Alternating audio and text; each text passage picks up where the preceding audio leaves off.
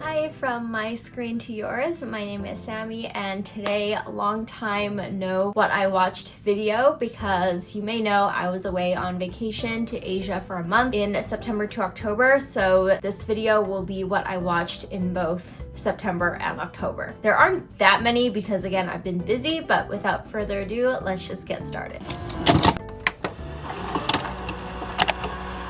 So first, I'll be starting with discussing some of the dramas that I've mentioned in my previous monthly drama update videos. And starting off is probably the one that I finished first. I don't even remember when, probably early in September. And that is the Cdrama, The Wanted Detective. And I finished this so long ago that I genuinely am unclear if I already talked about this, but I probably haven't. Low-key, I have to brush up on what my thoughts even are because my memory is horrible. The last update I gave in, I can't remember which video, I said that it was okay but not as good as I had hoped, and I do think it got better as the show went on, so that's good. Although honestly I could have dropped it, but it wasn't that bad at the same time. I did think the second half was a lot more engaging, and I think when I watched it, I was watching it at the same time as Legend of the Female General, and I was just a lot more into that, so I think that kind of hurt how I felt about this one. In the end, I still never cared about the main protagonists as a couple. I don't know, I just never felt any spark or chemistry between them. Let me know if you watched this, if you felt the same way. And then I guess the twist villain, or who the villain ended up being, was kind of interesting, but I don't know, it was overall a fun ride on their adventures trying to figure out who this big bad is. Yeah, honestly not one that I will really remember that much. Second is the K-drama Queen Mantis. This was on Netflix. It's about a serial killer and her son, who is now a police officer, and they have to work together to find out this new copycat killer that's copying her crimes. And I actually finished this last night. I knew I wanted to film this video today, so I actually finished 3 dramas that I had paused, so now I can talk about it. It is only 8 episodes, and I think it was a good runtime. It was perfect for this type of story, and I think one of the highlights is definitely the actress who plays the main serial killer slash mom. She was really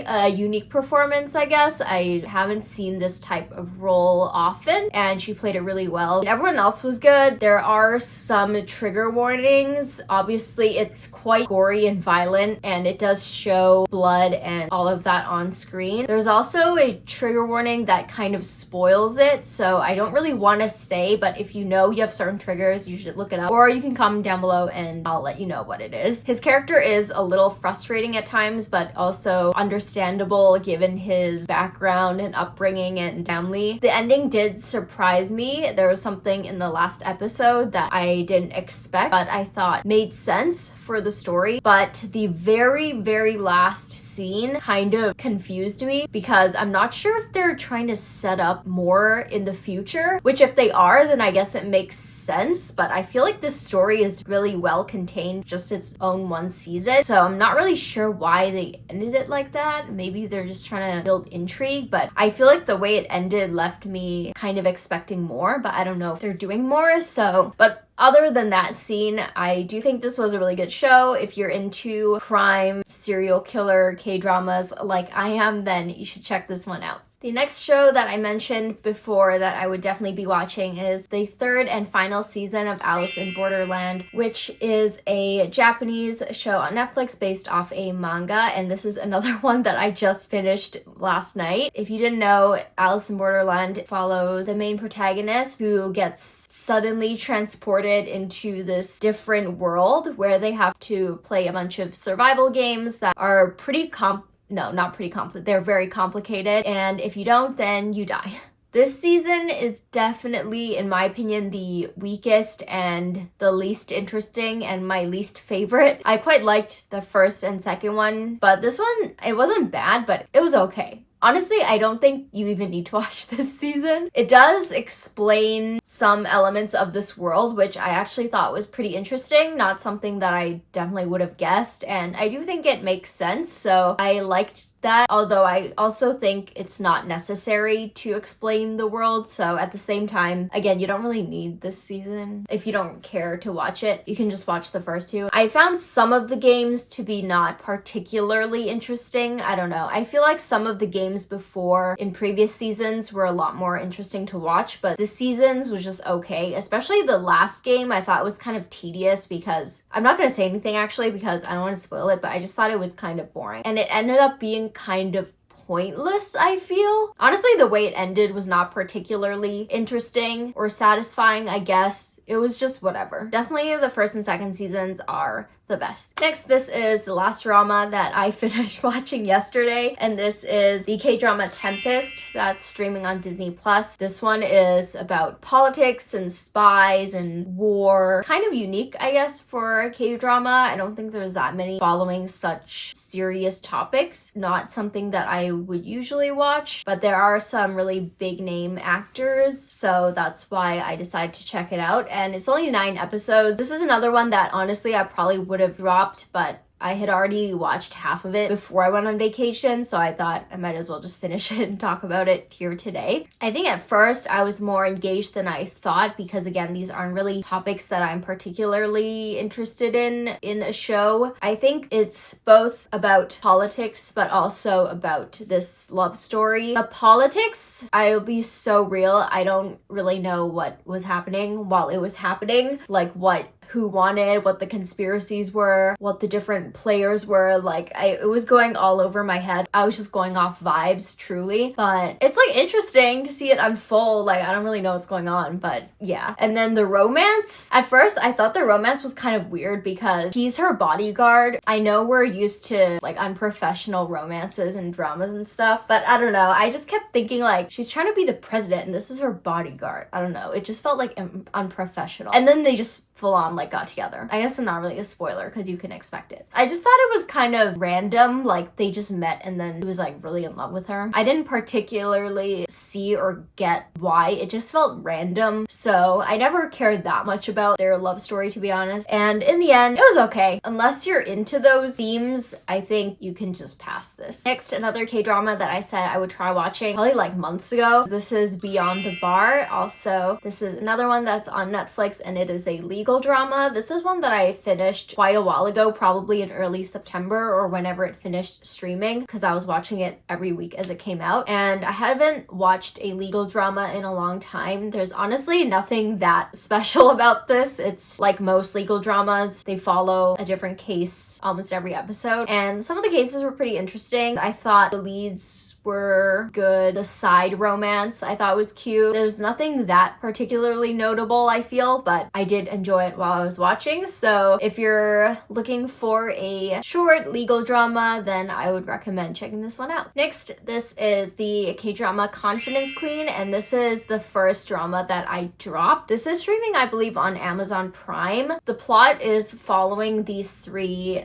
con artists. It's very silly, goofy, not serious. The female lead is played by Park Min-young, and nothing against her as like a person. I don't know. I just haven't connected with the dramas that she's been in that I've tried watching in the past. Again, nothing to do with the actress, but the character that she plays, which is the main character, I just found very annoying. Just the tone in general I found to be annoying because it's very over the top, goofy, and sometimes that's fine, but I don't know. I just thought it was kind of cringe, like not funny, but trying very hard to be funny. And just the way they act is like very exaggerated. I just like can't do that. And you do need suspension of disbelief to go with what these characters are doing and stuff. I wish a lot of K-dramas honestly were less goofy because a lot of the times I think it's not that funny. If it dialed down the goofiness and the comedy of it, then I think it could be an interesting story. If you're interested in watching a piece of media about con artists and you're into or you're open to watching anime, then I would recommend The Great Pretender on Netflix instead. That one's also like silly, but I think because it's an anime format, it just lends itself a lot better to this kind of story than in person. Next, I just want to briefly touch on two that I mentioned before in previous monthly drama updates that I haven't had time to start or try watching, and the first one is Walking on Thin Ice, which is one that I do want to watch, but honestly, with so many dramas that keep coming out non-stop, I don't know when I will ever get to it. If you really want to hear my thoughts on it or you think it's really good, then let me know and I will start it. And the other one that I said I would try watching, but honestly I don't think I would care that much for it, is First Lady, so I honestly think I'm just not going to try to watch it. Sorry. Another one that I tried watching that I dropped more than a month ago is Moonlit Reunion, which is a Cdrama. This one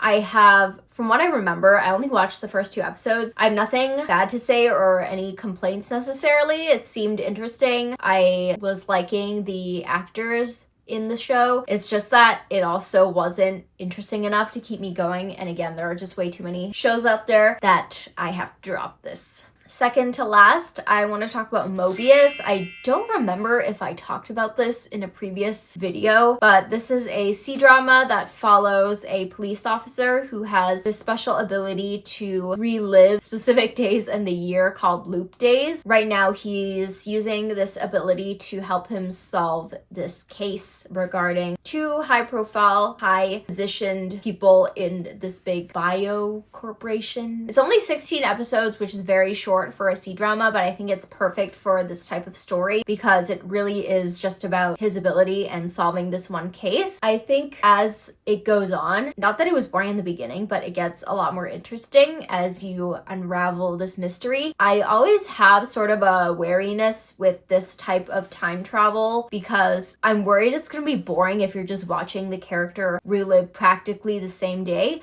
but this one's special because honestly each day, it's technically the same day, but he experiences it very differently, so it doesn't even feel like you're watching the same day, and you are discovering a lot of people's secrets, a lot of details regarding this crime as you go along, so I thought it was really interesting. Overall, I thought it was just a good, easy to watch sort of fantasy time travel crime show. It's both serious and also has lighthearted moments, which is nice. So I would recommend this. I think it is streaming on Netflix as well. Last, I want to quickly mention the show that I am currently watching, the only one I think that I'm currently watching as of filming, and that is Love's Ambition, which I feel like a lot of people have been waiting for a long time for when it would come out, and then suddenly I was on vacation, it was coming out, and I came back and I immediately started to binge it. I think I am 3/4 of the way through. This is the newest drama of Zhao Lusi. I don't know how to pronounce her name, I'm sorry, but Rosie Zhao. I would recommend not to necessarily look up the plot because on certain websites, I think the summary spoils way too much, and I think you should just know that she gets into this marriage, which she does so partly by lying about her familial background. I haven't really read much of what people think about the show, but I personally have been really enjoying it and I've been binging it. I really like the characters. I really like her character. I think she is really good in this role as she has been in all the other roles that I've seen her in, which aren't that many yet, but I do really like her acting. No, I just thought she was really great for this role because she plays both the really cold and independent part of the character really well, but at the same time, when she is showing her heart and her sensitive side, that really comes out really well as well. And overall, I just think she's really great in the role. I think the story is actually also very interesting, and yeah, I've just really been enjoying it, and honestly, I would probably have be done this already if I wasn't trying to finish the other 3 dramas that I was talking about. But anyway, that is all the shows that I finished or dropped or I'm watching currently in the month of September and October. I would love to know what you've been watching, what you're watching right now, or what your thoughts are on any of the shows that I've watched these past 2 months. Let me know in the comments below. If you love to talk dramas, I would love if you joined my small drama community and subscribe, and I'll see you in my next video. Bye!